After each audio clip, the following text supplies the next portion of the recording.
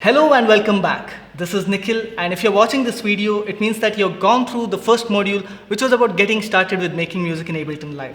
Now in this video, we'll be looking at arranging that music in our arrangement view, and also we'll be looking at understanding a little bit of audio as well as MIDI clips, and also we'll look at a little bit of recording.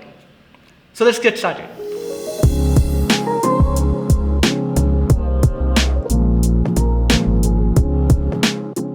So what is arrangement? In our previous modules, we looked at building out separate musical sections, and each of those sections had a certain kind of energy, and we were running back and forth between those sections. Now at some point we have to decide what is the final flow of our music, in a sense that I have to arrange those different sections in a particular order and decide how they're going to repeat within each other. And we are going to do just that. But before I do that, I'd like to show you an arrangement that I have so you get a better idea of what we are going to be looking at once we are done with this module. So what you're looking at is a session view where I have certain pieces of music as my scenes. And if I hit tab, what you're looking at is the arrangement window. And here I have those scenes arranged and repeating. Let me just play this back so you get a better idea of what's happening.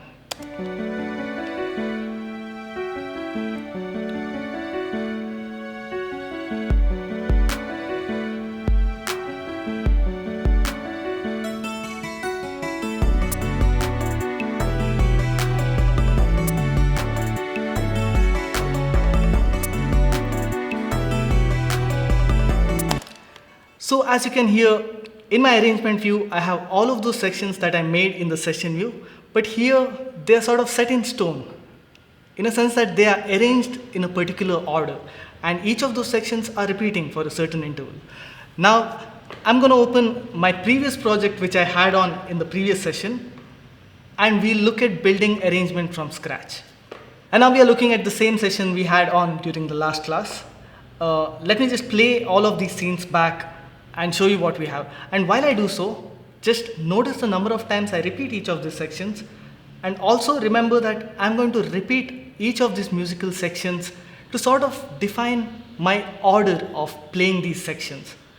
And once I've done that, I can record it into my arrangement.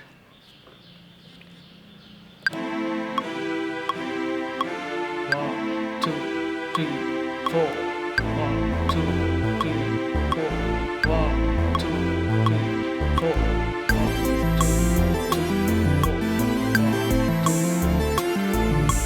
1, 2, 3, 4. 1, 2, 3, 4.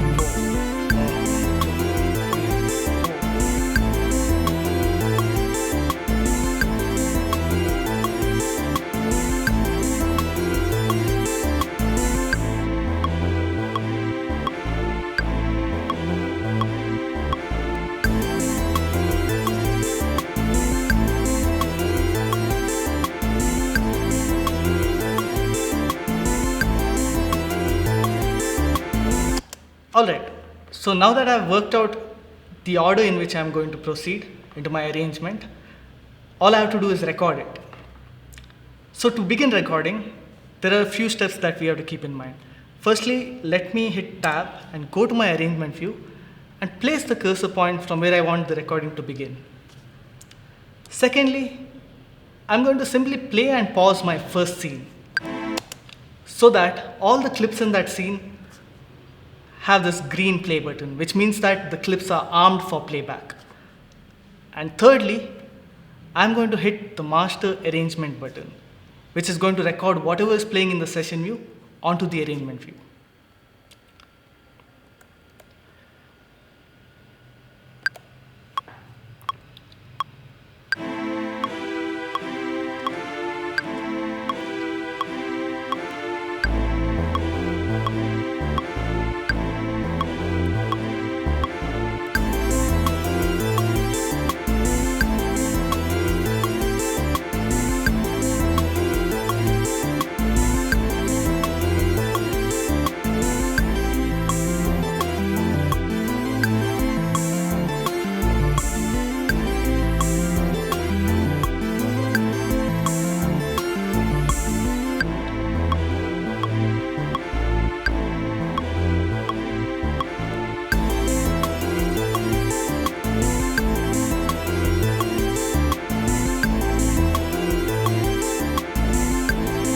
Now I'm going to hit stop.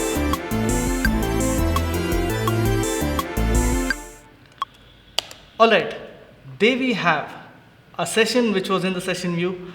All of those scenes now recorded onto the arrangement in a specific order as I was switching those different scenes. So the first thing you're going to notice once you record your scenes from session to arrangement is that you can't really hear them play back. Check this out. So my playhead is moving, but I don't hear any sound. Now this is happening because all of my tracks are active in the session view. So there's a rule in Ableton that a track can only be active either in session view or arrangement view at a given moment in time. So to activate my tracks in arrangement view, all I have to do is click on this play button right next to the track.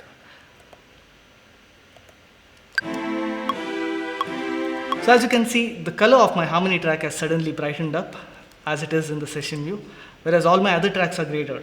So I'd have to do this for all of the tracks, but instead of that, a quicker way is to just hit this button on top. That is my back to arrangement button. So now all of my tracks are active in the arrangement view. So let's understand a few things about the arrangement view before proceeding. You would have noticed that all of my tracks are vertical in the session view. When I switch to the arrangement view, the view suddenly is horizontal. And also, over here on the right side, all the mix controls I had in my session view, like the volume fader, the solo, or the panning, they all are here as well. There's a solo button, this is the volume button, and this is the pan control. Now this is done for convenience. So what can we do in the arrangement view? So the first thing we are going to talk about is working on transitions. And along the way, we are going to understand how to work with our clips. First of all, let us mark our different parts. In the session view, they were all neatly labeled here under the master track. But here, I don't have that. So what I can do is hit the cursor at the beginning of each section, click on the set button, and suddenly a flag appears. I can right click on this flag and hit rename, and call this intro. Similarly, I'm gonna set markers for the remainder of my sections. I'm gonna call this as intro 2. I'm gonna call this as my main. I'm going to call this as my alternate. I'm going to call this, I think this is the intro section repeating again, but it sort of works as a break before I go into the main section again, right? So I'm going to simply call it break for my understanding. And the last one is, of course, I'm going back to the main section, which also works as the outro in this case. Let us understand some basic navigation within the arrangement view. If I get my mouse all the way on top over here, you can see a magnifying glass. I can click and drag down to zoom in and drag up to zoom out. I can also select a point and hit plus to zoom in and hit minus to zoom out. To move around my clips, if you notice in the upper area of my clip, you get this hand symbol. I can click and drag to simply move that clip. In the lower portion of a clip, I have this arrow which lets me select an area. I can make an area and simply cut a portion of a clip away. Instead of this, if I want to create a copy, I can hold down on Control or Option in Mac and create a copy. Now let us work on some transitions. Let me play what I have.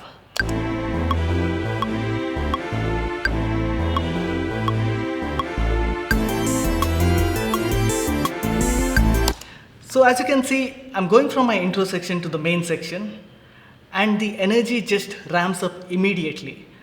It would be nice if towards the end of my intro, I could do some kind of a change which would indicate to the listener that, oh, you know what, something is going to happen now, because that repetition is broken. And that is exactly what a transition is. So let's work on one. So for this transition, what I can do is I can do some changes to my harmony. So towards the end of my harmony, I'm going to select the last chord and just hit deactivate. But notice what happened. When I did that, within my harmony, that chord disappeared in two places.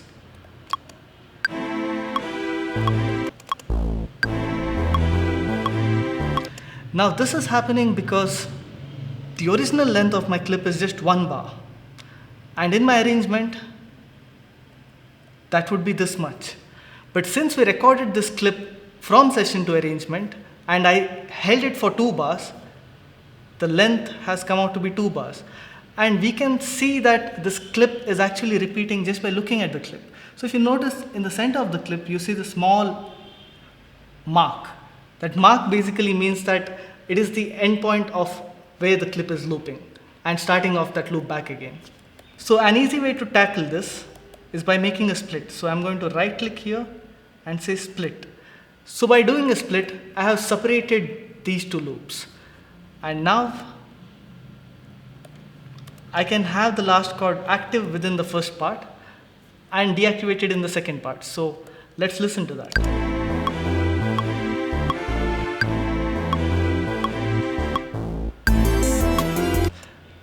And I also want to do another thing. Basically, when the chords go silent, I want to introduce the melody, which is there in the main section. So for that, I'm going to go towards the edge of my melody clip and pull that back as if it was a note. And you can see that the trailing section of my melody loop has come over here. It is because, in fact, my melody is also a looping clip. So let us just play that back.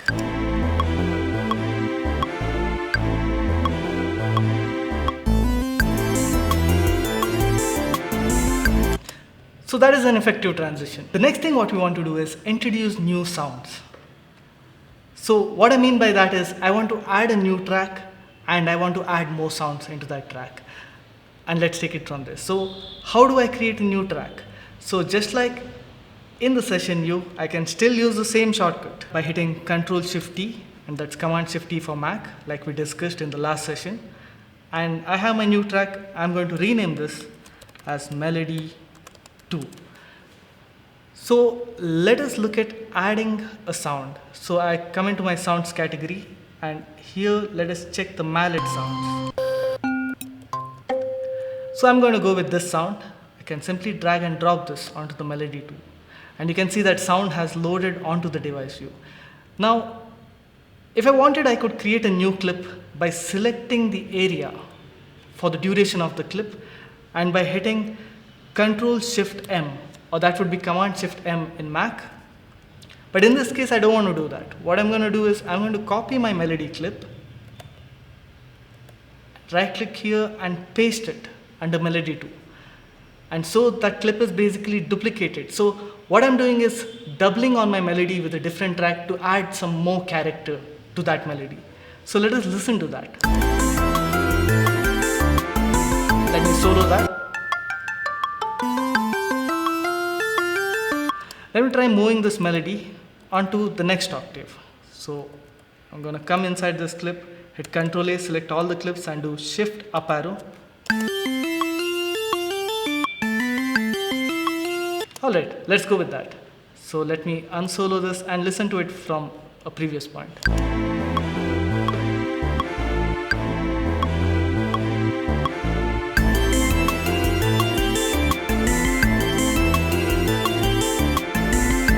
So adding new sounds to your project or to your arrangement is a great way to add some more expression and dynamics into your composition. You could try different kinds of sounds. You could try exploring adding different sounds for harmonies, for drums, for melody. You could absolutely go crazy with this. The next thing we need to talk about is adding changes over time. This concept is called as automation. So imagine that when I start off this song, instead of my harmony starting at full energy going wah, wah, wah, I could have it gradually boost up in its volume as if I was doing this.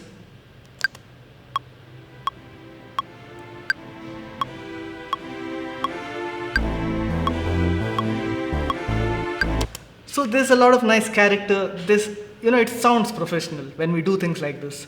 So the way to do things like this is automation. What I mean by automation is I can change the value of the parameter over time and maintain it that way. So the way to do this is let me right click on the parameter for which I want the automation to happen, and you'll see this icon show automation. And when I click that, you start noticing these dotted lines against your tracks. So this line basically represents that parameter, in this case the volume over that length of time. So what I'm going to do is create two dots. I'll click here to make a point, and I'll click here all the way at the beginning to make a point. And I can now click that point and drag it down. So let us start from this point. That means now my volume is going to gradually ramp up. So let's play that back and listen to how it sounds.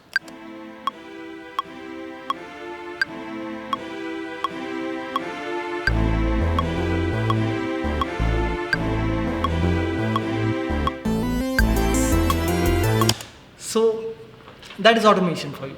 Let us talk about working with recorded audio. In Ableton Live, you can find audio files in two areas. I can find audio clips under samples. These are usually raw recorded audio files. And I can also find some audio under the clips category. But be careful that some of this might be MIDI clips. Now for the sake of this exercise, I have saved my clip under collections. And the way you can do this is, if you like a particular clip or a sample, I can simply right click and assign a color, and that usually turns up under collections. So if I go to my favorites, I already have a pre-saved clip. And I can simply drag and drop this onto an audio track. So let me first create an audio track. I'm going to hit Ctrl T, or that would be Command T in Mac.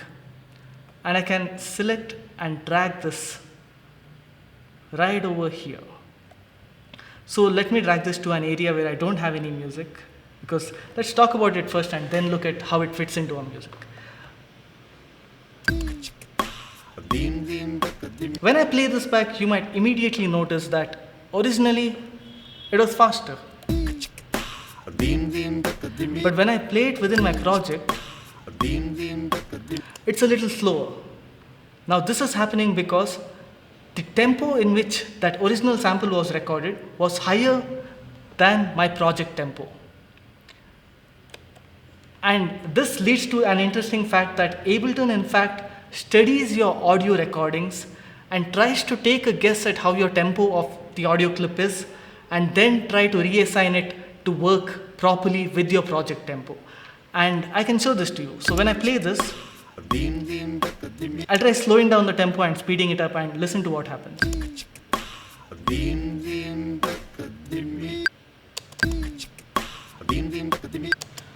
So as you can see, the clip is basically responding to the changes of the project tempo. Now this feature is known as warping, and within my audio clip, you can see this button called warp. If I switch it off, the clip retracts to its original tempo. So let me bring that back on. Let us understand a bit more about audio clip properties. So if you look within the clip view for an audio clip, you see something different than what you're used to seeing within the MIDI clips. Here you have the piano roll and you have all these notes that we talked about. But when you look at an audio clip, instead of that, you see this very weird, curvy line. These lines are nothing but digital representation of recorded audio information. So let me just solo this and play this back. Let us look at how we can manipulate the timing information of our audio clips. So if you look over here within the clip view, you can see these inverted triangles. If I click on these triangles and start dragging them around, you notice that triangle turns into a yellow mark.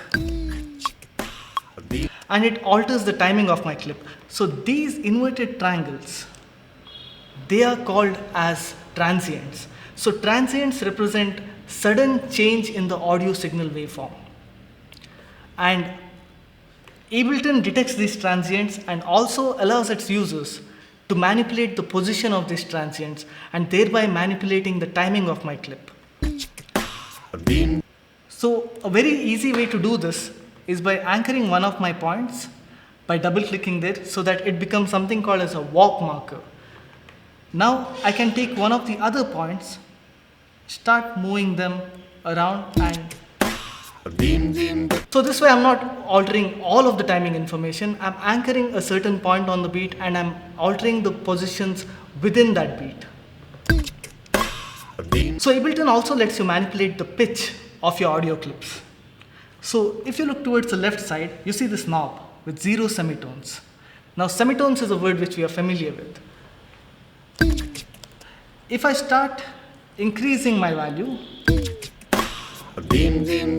you can notice how it has altered the pitch information within my clip. Now I can feel that my audio sample is playing at a higher pitch. Ableton also allows you to edit the volume information within your audio clips. And I can do that by going into this gain and dropping this lower or higher. And you can see that the audio wave itself physically varies depending on whether I'm lowering it or increasing it. And now let us try taking the sample over to our music and see what we can do with it.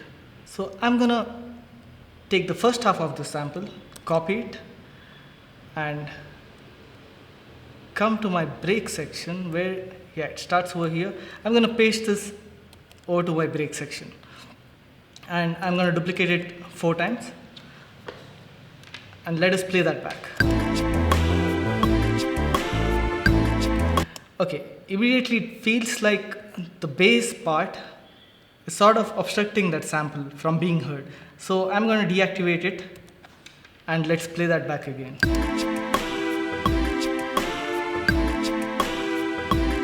Okay, that's much better.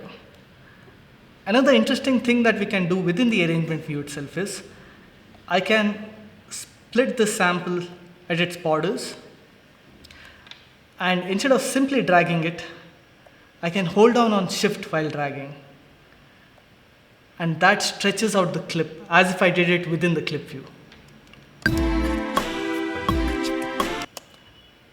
That sounds pretty nice. Another thing I could do is I'm going to take tiny chops of this particular piece and do Ctrl D thrice to repeat it 4 times.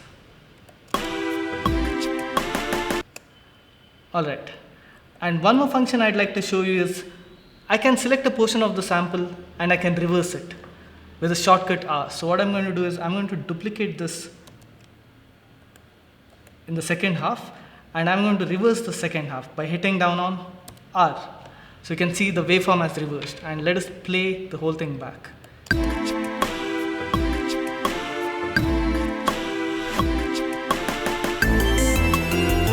Yeah, that sounds pretty nice. So just like we discussed, MIDI is a chain of messages, and these are the messages that we sent into our MIDI tracks, and within the MIDI tracks we have these instruments which receive those MIDI messages, and then the instruments convert those MIDI signals into audio signals. There are 2 ways with which we can send these MIDI messages onto our MIDI tracks.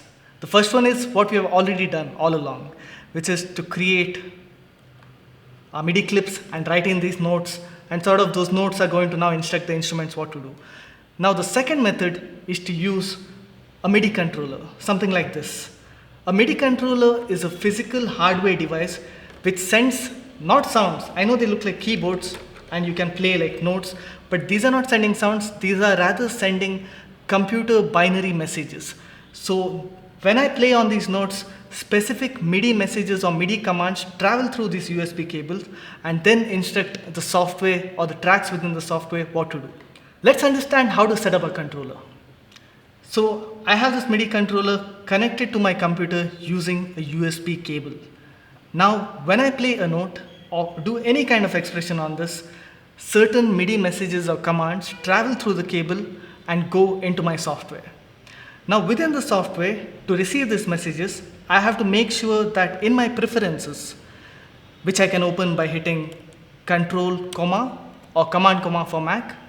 Within my preferences, I can get into the MIDI tab, and within my MIDI tab, if you look over here, we have these MIDI ports, and within the MIDI port, you should be able to look at the name of your product.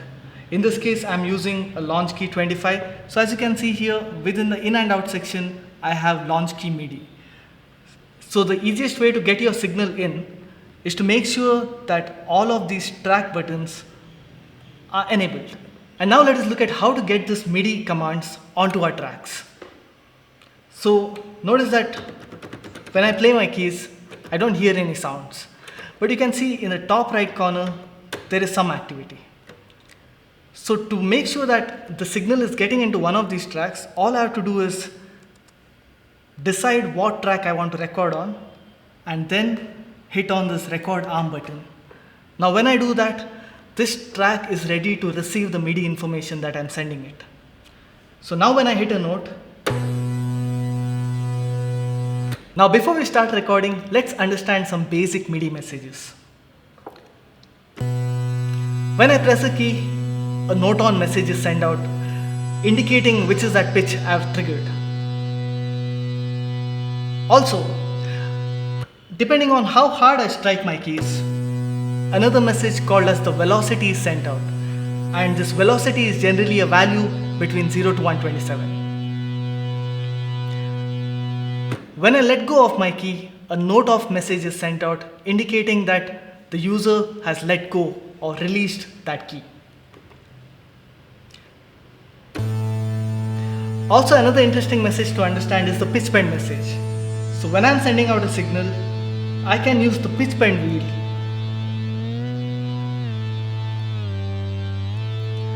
to bend my pitch.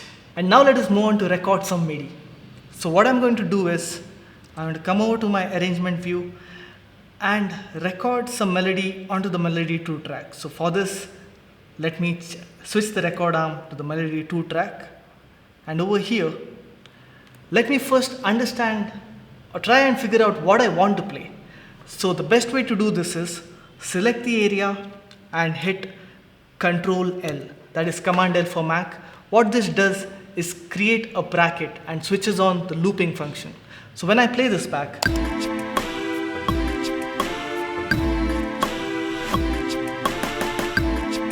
it just keeps looping. Gives me enough time to figure out what I want to play and basically jam along till I've come up with a concrete idea. So let's try and figure out what we want to play.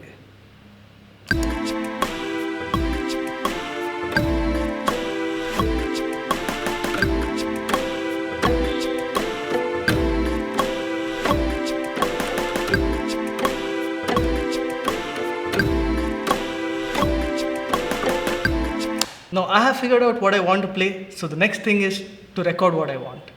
So to do this, I'm going to set my starting point and I'm going to hit the arrangement record button. It was the same button we used to record things from session to arrangement, only this time we're going to directly record something from an external hardware controller. But before I do that, I want to point out to this concept of count in. So when I hit the record button, you might notice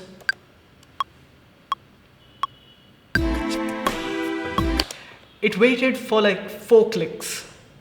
It's sort of like a cue. Imagine someone telling you 1, 2, 3, 4 and go. So to control that, next to my metronome, I have this small drop down and I can go into my drop down and I can set how many bars of this count in do I need. If I select none, that means there would be no countdown, but I'm going to leave it at 1 bar. So let us try doing this again. I'm going to hit the record button.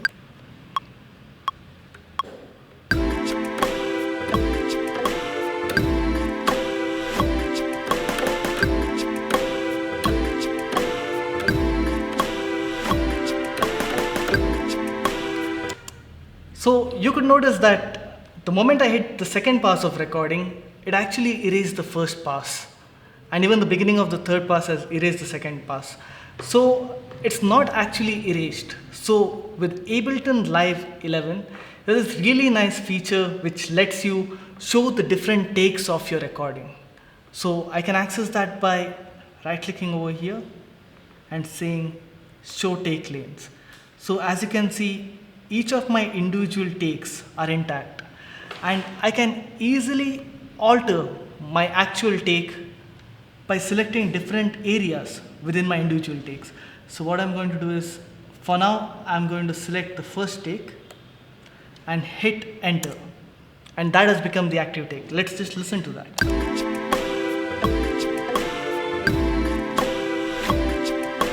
Now if I wanted, I could just select the second half of my second take and hit enter,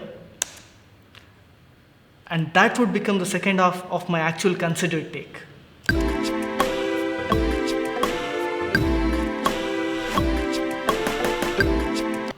I think my first take was fine, so I'm going to leave it at that. So I'll just hit undo with Control Z, or that's Command Z for Mac. So I can hide these take lanes. If you look into the clip view of my recording, you can notice that my performance has not been in time, actually quite far from it, because I'm not really a very skilled keyboardist. But we can easily tackle that by using this feature of timing quantization. So what I can do is, I can right click and get into my quantize settings. And here it gives me an option to decide to what grid I want to quantize my clips into. So what I'm going to do is, I'm going to select 1/8 and adjust the starting and ending of the note and say OK. And now let's play that back.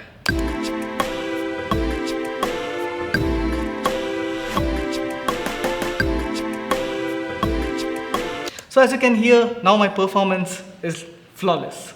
That is because Ableton has seen the beginning and ending of each of my notes and decided to completely quantize it, or stretch it to reach the nearest 1/8 grid mark. Now to further manipulate our compositions, we can use something called as MIDI effects. So what are MIDI effects? If you come down to the browser, you can see that under categories there are something called as MIDI effects, and you can see a lot of items over here.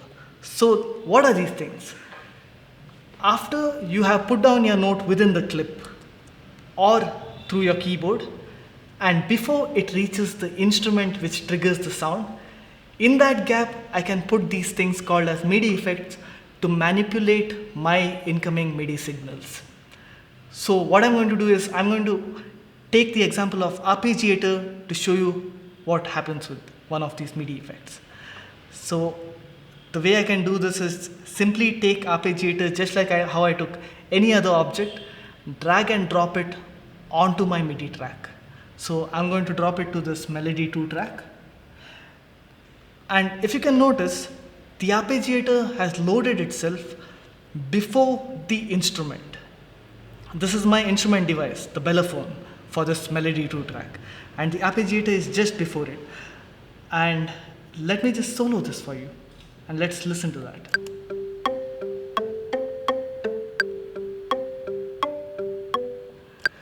Okay, something has happened to the melody. So I can show you before and after by just switching off this device. In fact, in Ableton, every device on its top left corner has this yellow round icon which switches on and off the device. So I'm going to switch it off. This is what I had.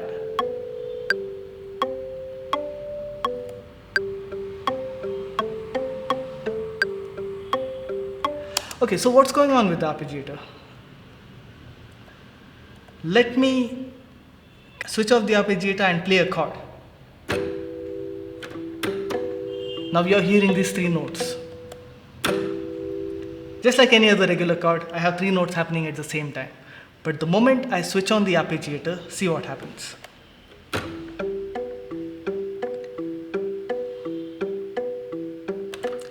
So the arpeggiator arpeggiates your chord. If that confuses you, arpeggiation is a musical concept which essentially means that if I have a chord, I'm basically melodifying the chord, as in making the notes of the chord repeat like a pattern one after the other. So let's see what we can do with the arpeggiator.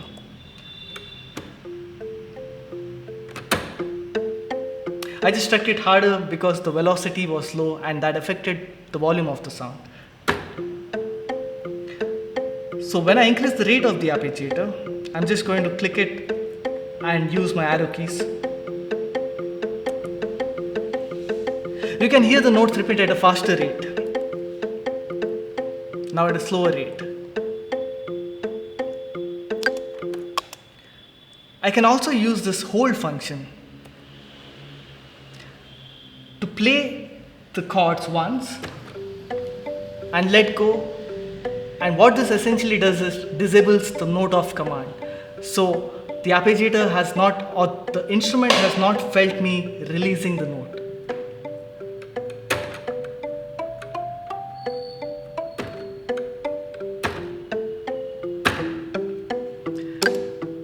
So this is a really great tool to come up with interesting ideas to make your tracks even more expressive. Well, this is all we want to talk about the arpeggiator for this class. I know there are a lot more knobs on the arpeggiator with a lot more expressive functionalities. And also if you look at the MIDI effects section, there are a lot more MIDI effects that you can explore. And that's it for this lesson. In this class, we looked at working with the arrangement view. We looked at the basics of working with MIDI clips and the audio clips. We also looked at working with an external MIDI controller and the basics of getting started with MIDI effects. In the upcoming lessons, we'll be looking at working with sound designing, and we'll also be looking at mixing and the basics of certain audio effects. If you like the way I teach, be sure to check out my live online masterclass on music production. And while you're on the platform, be sure to check out the other courses, engage with the other artists, trainers and producers on our platform. That's it for this video. Thank you for watching. Happy learning and be creativity.